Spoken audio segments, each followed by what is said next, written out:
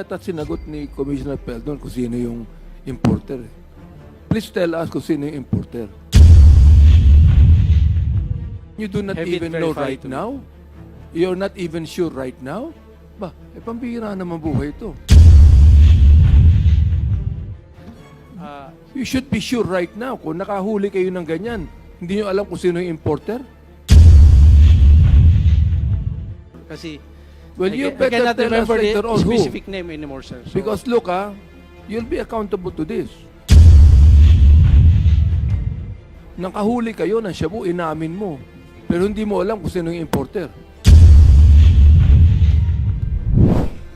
Commissioner FAELDON, can we start with the import clearance certificate? What is this document and what agency issues the same? Your Honor, I would like to go to the broader answer to the questions that I will concur with Taguba and that there is Tara since immemorial. I think Mr. Chair, with all due respect to Commissioner FAELDON, but this representation wished to examine the system which is happening in the Bureau of Customs step by step as to how the shipment process goes without necessarily connecting the same to the cases where Mr. Guban and Mr. Taguba were made involved with. So, ang tanong po dito, Commissioner FAELDON, is the system that we practice in general sa Bureau of Customs, and considering that for a certain period of time, kayo po'y umupo bilang head of the agency, I wish to believe that you have the knowledge about the basic system, the fundamentals which are supposed to be followed or perhaps being followed in the Bureau of Customs. Let's start with the import clearance certificate. Ano po ito, Commissioner? At ano pong ahensya ang nag-i-issue nito? we have the Accreditation Management Office.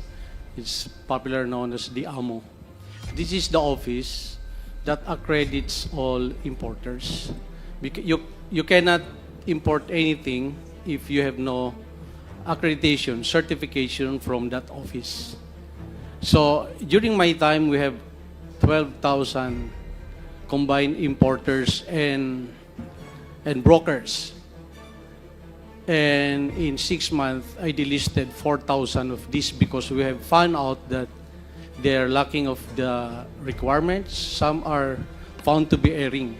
So that's the first thing I did as far as trying to control these importers. So that is where the accreditation come from the Accreditation Management Officer. They're the ones who vet those applicants for accreditation so that they can do their importation. Your Commissioner, can you please state again the name of the office which takes care of the import accreditation process? Accreditation Management Office. Sila po yung nagpo-proseso, nagve-vet ng accreditation ng gusto maging importer. Accredited importers and brokers. Will you confirm that if I have intention to import goods, the first step should be to apply an import accreditation? Yes, Your Honor. Without that accreditation, I cannot import goods into the country. Yes, Your Honor. Okay. You made mention about 12,000 accredited importers, which later on you deleted the 4,000s because they are remiss with respect to certain requirements. Question po, Commissioner, ano po ba yung requirements natin for purposes of importers accreditation? You have to specify in your application what specific goods you're going to import. You have to show certificate from the bank that you have deposited specific amount that makes you capable of importing that goods. You have a verified office that can accommodate the transactions of your importation, business permits, and so the usual permits that the government issues when you establish a business, Your Honor. For me to be able to inform this office, Commissioner Faeldon, mayroon po ba kayong pinoprovide na form where I should fill in the goods I intend to import? Yes, Your Honor, we have the packing list that you're supposed to submit to the customs list of those goods that you're supposed to bringing into the country. Commissioner, we're still on the process of importers accreditation. Yes, Your Honor. There's different codes of every commodities. But this is not yet packing list, right? Yes, ma'am. Yes, ma'am. Okay. This is international codes. All countries have the same codes of different goods. So we Balikan po natin, Commissioner, yung goods. Ano pong form yung ginagamit sa BOC in describing the goods for the purpose of applying for importers accreditation? I cannot remember the codes. There are thousands of codes, sir, representing specific goods, sir. But The form is provided by the BOC. yes, ma'am. It's And- also in the website. It's publicly accessible in the website of BOCs. Is And you is it correct to say that in the form there are codes that you mentioned? The Yes, ma'am. applicant is supposed to select which code corresponds to the goods You he intend to intended import. to import. Yes, Your Honor. Thank you. With respect to bank documents, Commissioner Faeldon, what specific document do you require? During my time, it is the certificate of deposit because there are certain goods that require a specific percentage of amount that you have in the bank so that you can import that specific commodity. So these are the small nitty-gritties that the Accreditation Management Office has to verify before they will approve their accreditation, Your Honor. Sir, would it be correct to say that the amount required per certificate of deposit depends on the goods to be imported? Yes, Your Honor. If you intend to import just few items of commodities, you are not going to be required to deposit large amount of money. So it's going to be the specific percentage vis-a-vis the intended commodity to be imported. I am no longer particular about it, Your Honor, but it can be verified, Your Honor. How about with respect to the office? What particular document do you require? There's a list of the requirements issued by the Accreditation Management Office. These are publicly accessible in the website. So you have to go to Customs and present all these documents. These are the prerequisite requirements and you'll be interviewed. And I assume the office has to be verified and all the other documents that is listed, that is submitted by the applicant, Your Honor. You mentioned that you verify the office address of the applicant. Is that correct? That's supposed to be some of the requirements because some of the 4,000 we delisted, when we verified those addresses, it's actually non-existing addresses. That's why we delisted them. So there are so many importers and brokers who do that. So when we try to vet the airing and the fly-by-nights, we found out that 4,000 at least were airing. That's why we delisted them. That's during my time, Your Honor. In other words, Commissioner Faeldon, by practice, you did the verification of the office address. Reason why you were able to discover this 4,000, which accreditation you deleted already.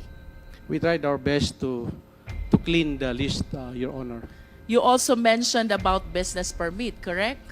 Yes, Your Honor. So it discloses the company name and even the company owner. Tama po ba?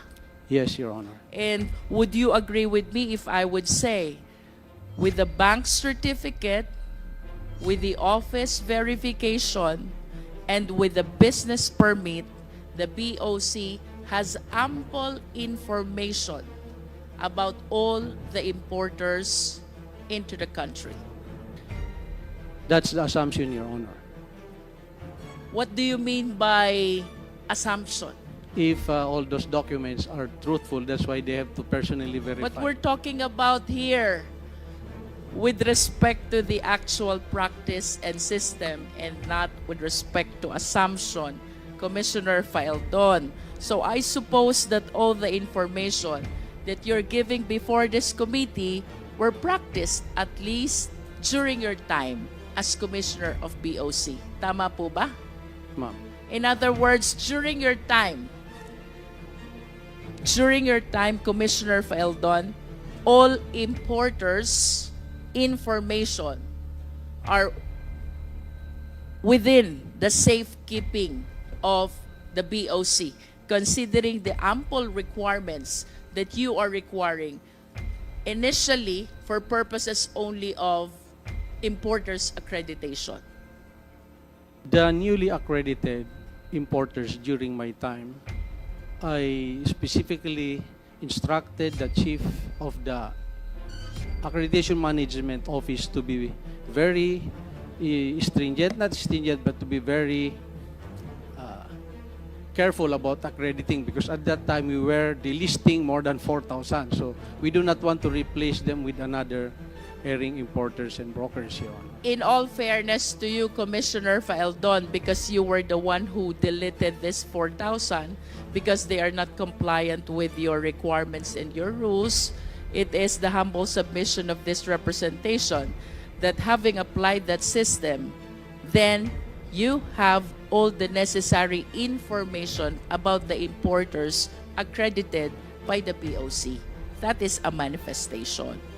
With respect to the documents which you are requiring from the applicants for importation or importers accreditation, question, Commissioner Faeldon. Alam nyo ang pangalan ng importer? Of course. Hindi po. It's the company that's listed, not all the time the owner, ma'am. So we cannot really say that we know the owners of the importers, but the So names. it depends. If the importer is an individual, Yes, ma'am. you will know the identity of the person. The AMO office may know, Your Honor. Okay. But if the importer is a company, then at least you have the name of the corporation. Tama po ba? Yes, Your Honor. And for you to know the owners of this corporation, I wish to believe that you required also the articles of incorporation and the GIS of this corporation who applied for importers accreditation. Tama po ba yon? Yes, Your Honor, the usual business requirement. That's actually what we do kapag ka ang applicant ay corporation. Normally, even for purposes of business permit, ang kasunod po nating hinihingi is articles of incorporation along with the general information sheet. Do you agree with that, Commissioner Faeldon? Yes, Your Honor. O balikan ko po yung first question ko. You have the means to know kung sinong importer, whether he's an individual or a corporation, considering the documents that you are requiring during the importer's accreditation process. Verifying the documents in the office, I think the customs has the means to do that. Yes. But going actually to check on the offices, that is where the customs lack the capability to personally verify some 12,000 offices nationwide. But at least you were able to delete 4,000 out of the 12,000 accredited importers, because you said earlier, because of verification process, you found out that this 4,000 are not compliant with the requirements. Some do not have the necessary office address. Tama po ba yun, Commissioner? Yes, ma'am. And some of those who were delisted were frequent violators of import laws. So I check in the database who are the importers and brokers who have violated some importation laws in the past, and I immediately included them on the list to be delisted in our accreditation, Your Honor. So that's another parameter why we delisted them, Your Honor. Either kulang ang requirements or nagkaroon ng previous violation. Yes, Your Honor. And of the 4,000, not one of them went to court and contest their delisting of their company in the No one accredited. attempted to question why they were I cannot deleted. I cannot remember even one of them who went to court and question their delisting from the accredited. Your Sir, Honor. balikan ko po yung documents na nire-require nyo during importers accreditation process. With those documents, you can determine also the address of the importer, correct? Yes, Your Honor. With those documents, you can determine also the contact details of the importer, correct? Yes, Your Honor. And with those documents also, you can determine also what type of business does the importer conduct. Yes, Your Honor. And you can also determine the affiliations of this importer. Outrightly, I suppose the AMO should be doing a due diligence, AMO office, in checking the affiliations of this, or this applicant has been previously delisted, a company under his name or her name has been previously delisted. Those are the assumptions that the AMO office has to do due diligence in checking those circumstances, Your Honor. And with those documents, sir, definitely we can determine also the nationality of the importer. Of course, because Yes. there should In be a conclusion, nationality sir, written under the SEC or DTI registration, Your Honor. In conclusion, Mr. Faeldon, if I am an importer, generally speaking, it is very difficult to hide basic and important information from the Bureau of Customs. Do you agree? Yes, Your Honor. Thank you. I wish to direct my next question still to the BOC. Commissioner Faeldon, are you aware of this shipment number MCLU 61881? I'd like to request Your Honor to please refresh my memory. I cannot remember that now. MCLU 61881 pertains to the 6.4 billion smuggling of shabu, equivalent to 604 kilos of shabu, in which case Mark Taguba was convicted for smuggling of shabu by the Regional Trial Court. That is MCLU 61881. Kanina po, Commissioner, you said, you admitted with the documents which are being required during importer's accreditation, walang kayang itagong information ang importer sa inyo. Now, the question is, sino po ang importer nitong 6.4 billion na shabu? Hindi ko na po matandaan, ma'am, kung sino po yung importer niyan. That importation has been a subject of a long court litigation. I understand, Commissioner, but this is an incident which really shook the BOC, especially during your term. Tama po ba yun? Yes, ma'am. If I may... And of course, the first question that you wish to be answered, considering na may nakapasok na 6.4 billion na shabu, sino ang nagpasok nito sa Pilipinas? I want to refresh your memory, Commissioner Faeldon. Walang makakapag-import without the importer's accreditation. You likewise said, what with the ample requirements which are being required from the importer, walang kayang itagong information ang importer from the Bureau of Customs. Now, we are talking about this specific shipment that pertains to 6.4 billion of shabu, which shook the Bureau of Customs and even your leadership of the BOC when this shabu was apprehended in the Valenzuela warehouse. Question, Commissioner. This is something na hindi mo dapat nakakalimutan. Sino po ang importer nito?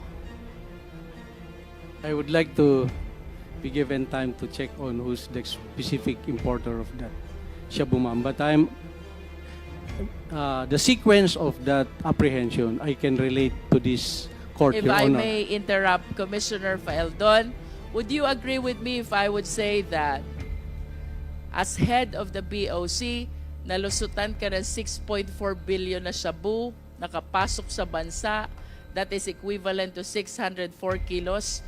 Diba? The first question that will pop up in your mind, sino ang nagpasok nito? Because you are answerable during that time, at least being the head of the Bureau of Customs. I find it strange that an incident as big as this during the time ay makakalimutan nyo po. This is something na hindi nyo dapat makalimutan because it casted doubt to your Your Honor, leadership as head of the POC. Ang alam kong nag-import, sila Taguba. But I want to be corrected if hindi po sila ang nag-import niyan. Nagparating sa bansa. Yung importer mismo, in the packing list, because this is, ma'am, if I be given just 1 minute to explain this, so that you are correct, ma'am, the nation has to know the truth about this. You may agree or disagree with me, ma'am, but please give me a chance. Because this has been tackled by the nation in 2017. This importation, ma'am, the existence of a possible shabu that came into the country was relayed to us by Chinese customs. I received the information 10 o'clock in the evening. By 2 a.m. following day, that's just 4 hours, nahanap na po namin kung naasen siya. So that's why I beg to disagree that nakalusot po sa amin. Hinanap ko po, ma'am, because I was given the information that there's a shabu, possible shipment of shabu na galing sa China. And the information was given to us. So I give instruction to the intelligence division. I give them the information and they look for it. So that is how this shabu came in. At nahanap po namin, ma'am, not a single kilo went to the streets. I think yung sinasabing nalusutan, yes, I take the responsibility since 2017. But if you read the Customs Modernization and Tariff Act, there's a clear delineation of the tasking of the commissioner and the customs collector. And in that law, it's very specific that only the collector has the right to release shipments. So, of the 38 ports, it is impossible for the commissioner to check every shipment. That's why it is delineated to them by the law. The verification and authority to release all those shipments does not rely on the commissioner anymore. It is now on the individual port collectors. So, but when I received the information that there is a possible importation of shabu that passed through customs, it took us 4 hours to locate that, ma'am. And I want to take that as something that I did good, contrary to the perception that I let it go. I did not let it go, Your Honor. Commissioner Faeldon, let me complete the context of my question. With this representation, made use of the term nalusutan. Nahuli niyo yung shabu, pero hindi niyo nahuli yung importer. And today, I am asking you, sino ang importer? You cannot even say. An information which is supposed to be highly important because of the huge amount of prohibited drugs which were apprehended by you. Hindi ho ba quite strange yan na hindi nyo matandaan, or perhaps you did not bother to check sino po ang importer nito? For me, Commissioner FAELDON, it is not enough that you apprehended the shabu. You should have arrested the people responsible for the shipment of shabu as well. Kung parehas nyo pong nahuli, yung shabu at yung tao, you might be correct. Hindi po kayo nalusutan. Pero nahuli nyo yung shabu, hindi nyo nahuli yung tao, I hope, with all due respect, you will understand why I use the terminology nalusutan ang BOC. Yes, Your Honor. So let me go back to my question, Commissioner FAELDON. Would you like to... Mr. Chair, in the indulgence of Congressman Luis Tro, hindi yata sinagot ni Commissioner FAELDON kung sino yung importer. Please tell us kung sino yung importer. I will tell you immediately after I get the name, Your Honor. I do not want to be saying person here na hindi pala siya. I want to make sure that siya po yun, sir. I am asking someone to... And you do not have it even know verified right to me. now? You're not even sure right now? Ba, pambihira naman buhay ito. You should be sure right now kung nakahuli kayo ng ganyan. Hindi nyo alam kung sino yung importer? Sir, gusto ko lang sana ma-verify talaga, sir. Kasi Well, you I better cannot tell us remember later the on who. specific name anymore, sir. So, Because look you'll be accountable to this. Nakahuli kayo ng shabu, inamin mo. Pero hindi mo alam kung sino yung importer. sir, within the day, within this hearing, I will name kung sino po yun, ma'am. I just want to make sure that Thank you, Mr. I will Chair. get Thank the you, correct name, Your Congresswoman Honors. Luis Ro. Yes. Mr. Chair, please if I may proceed. continue. Sir, medyo naputol po tayo dun sa importers accreditation. Let me continue that line, Commissioner FAELDON. Kung meron na pong importers accreditation, then the importer can actually start facilitating the process. Tama po ba? Yes, Your Honor. And what importation documents need to be submitted this time to the Bureau of Customs? There's a packing list that's supposed to enumerate the items and the quantities of these commodities to be imported from other countries. Aside from the packing list, sir, ano pong documents pa ang dapat isubmit sa BOC?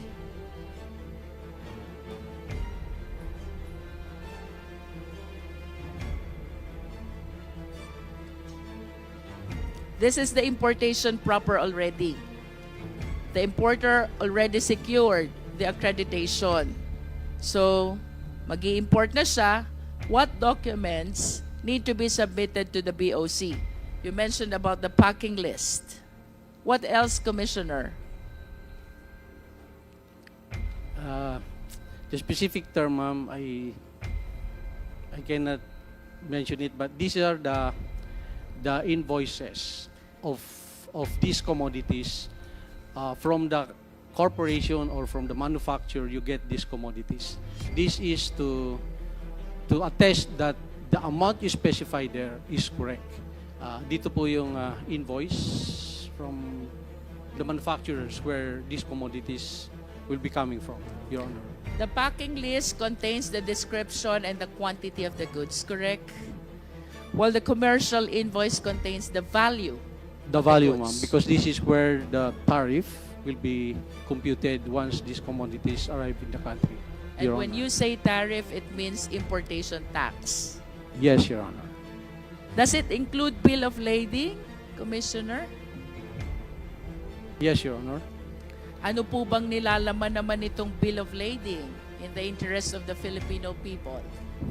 Until you physically open the commodities in their packaging, it is very hard to assume that these are exactly the same as it is stated in those documents, Your Honor.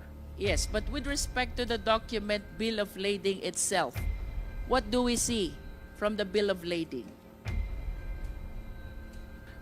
The shipment where these commodities will be coming in. Can you please cite the information we see from the bill of lading? Yung mga anong barko siya nakasakay, what are the containers, so that this can be tracked. Containers reference number? Yes sir, meron tayo. Ma'am, meron yang, these are international numbers that can be tracked by all customs agencies in the world. Kaya po meron number itong mga containers na to. Pag sinabi niyo po bang tracking number, ito po bang binanggit ko kanina about the 6.4 billion Shabu, MCLU 600, 1881, ito po ba yung international tracking number? Yes ma'am, that's why our Chinese counterpart gave us that number, and we were able to trace where that truck was delivered. You are saying that the information, the source of your information is your Chinese counterpart. Yes, Your Honor. Okay. So, what other informations can we get from the bill of lading, sir?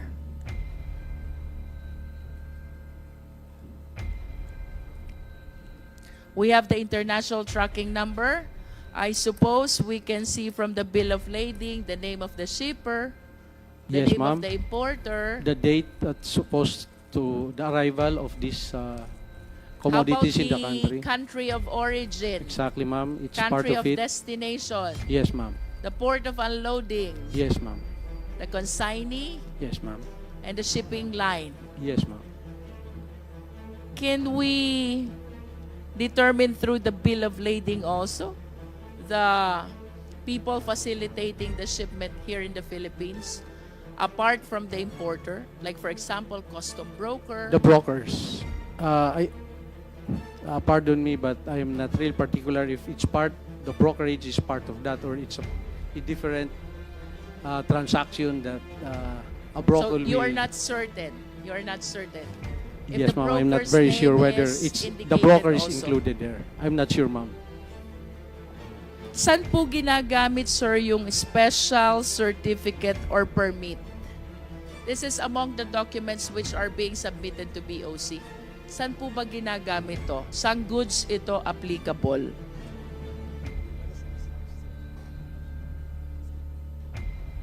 Or what kind of importation requires special certificates or permit? I think some government importation. For example po, The importation of some government requirements that does not require payment of tariff, they may have different and special importation permit, Your Honor. can we cite as example firearms and ammunitions if the Philippine government, for example, is importing some? Yes, Your Honor. Ano po yung special permit na tinutukoy doon? The specifics of the permit, I cannot. And that permit is issued by the Philippine government? They have to get. There's so many government agencies that they have to pass through. There's an approval from the Philippine National Police, from the finance. When you get this special permit, it's a multi government agencies that approves that permit, and Customs Commissioner is not part of those who will approve it. It's secretary levels and multi government agencies, Your Honor. Halimbawa po, mag-import ako ng luxury vehicles. May special permit po bang kailangan doon?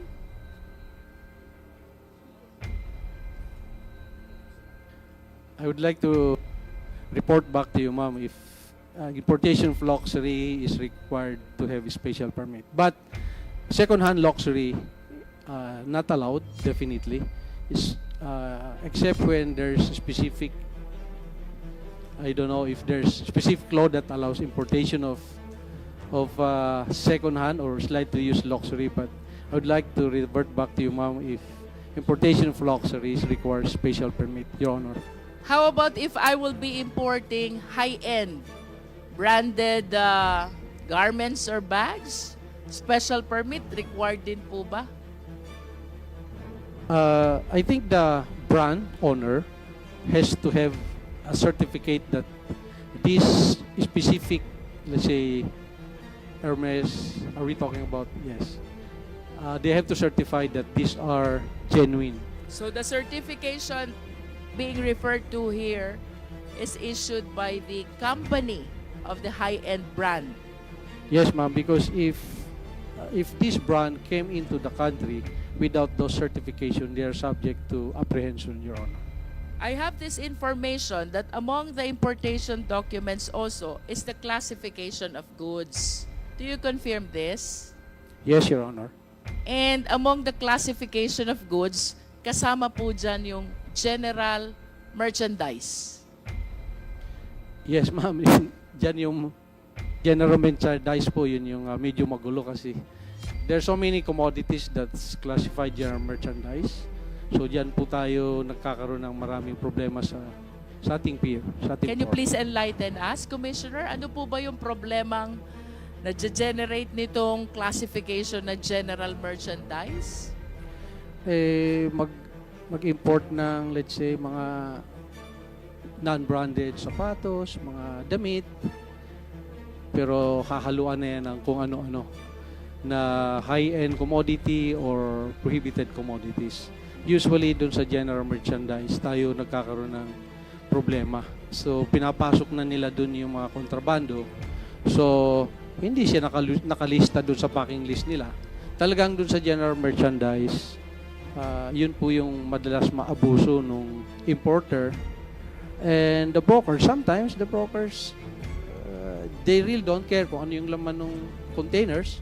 So, yan po yung nagkaroon tayo ng, that's where the corruption and so many other problem come into play, yung sa general merchandise.